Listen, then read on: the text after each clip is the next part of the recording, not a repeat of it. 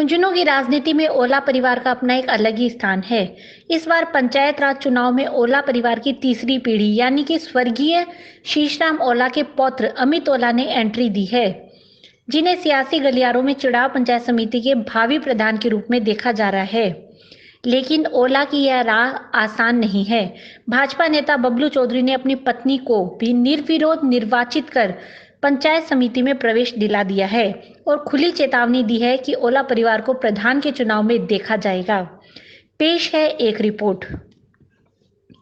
तस्वीरों में जो महिला शपथ ले रही है और प्रमाण पत्र ले रही है, वो कोई और नहीं बल्कि भाजपा नेता बबलू चौधरी की पत्नी मधु है, जो चिड़ाव पंचायत समिति के वार्ड नंबर 12 से निर्दलीय प्रत्याशी के तौर पर निर्विरोध निर्वाचित हुई है।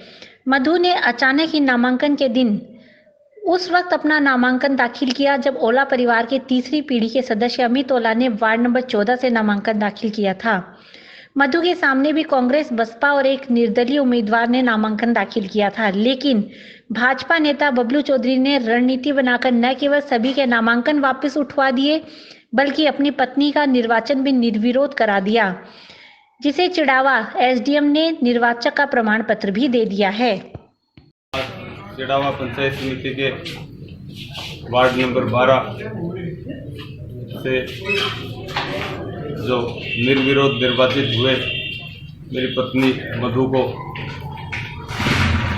एसडीएम चिड़ावा के यहाँ से जो प्रमाण पत्र मिला है, इसके लिए मैं मेरी पूरी पंचायत को और समस्त ग्रामवासियों को आभार व्यक्त उनका करना चाहता हूँ, जिन्होंने जिले में एक अलग मैसेज देके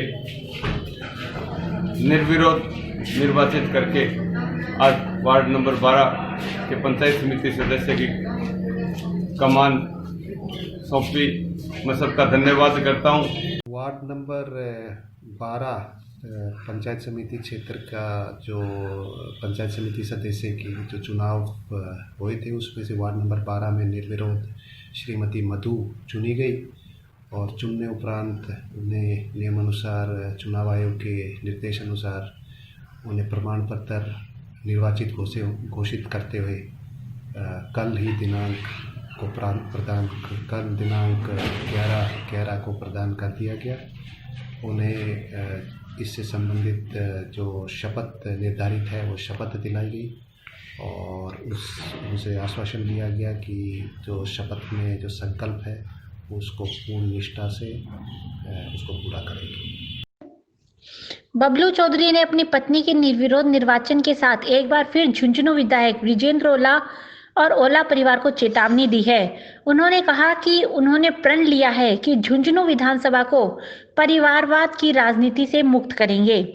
युवाओं को मौका मिलेगा, लेकिन इस बार ओला परिवार ने अपने परिवार का एक और सदस्य झुंझुनू विधानसभा क्षेत्र में थोपने का काम किया है, जिसको जनता भी जवाब देगी और हम प्रधान के चुनाव में चुनौती देंगे।